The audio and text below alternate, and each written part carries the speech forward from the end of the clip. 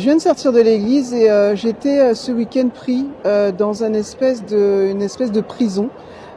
J'étais en train d'analyser, regarder mes statistiques sur TikTok, essayer de voir les stratégies, comment améliorer mon contenu, comment améliorer ma façon justement de m'exprimer, éviter les tics de langage, essayer d'ajuster, de parfaire les choses.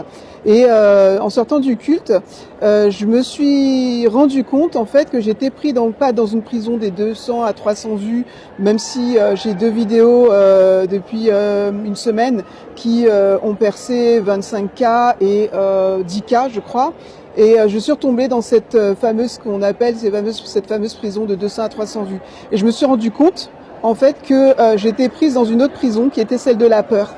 Et je me suis dit, tiens, peut-être qu'il y a des gens, je regardais les commentaires sur des vidéos justement qui parlaient de ça, et il y a plein de gens en fait qui ont peur de diffuser, qui ont peur de publier. Moi, je suis quelqu'un, j'aime pas m'exposer, j'aime pas montrer mon visage, mais bon, on évolue avec le temps. J'avais des choses à partager, à dire, et je voulais les communiquer. Je pense que il faut, nos connaissances ou nos expériences ou nos failles, peu importe. C'est pas fait pour être regardé, c'est fait pour être partagé.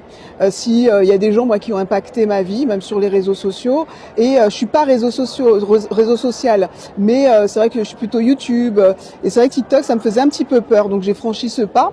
Et puis j'avais peur à un moment donné des retours.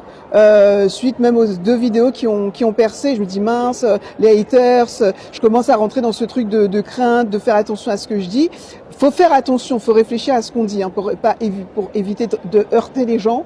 Mais je pense que les fois on est finalement, au bout d'un moment, on est pris, on est enchaîné dans une prison de peur. Finalement, on parle plus de façon naturelle. On parle plus. On essaie d'être stratégique. On essaye d'éviter les tics de langage ou de parfaire, de refaire et refaire jusqu'à ce que ça soit parfait.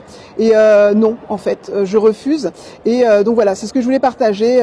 Libérons-nous justement de ces peurs, de ces failles qui nous enchaînent.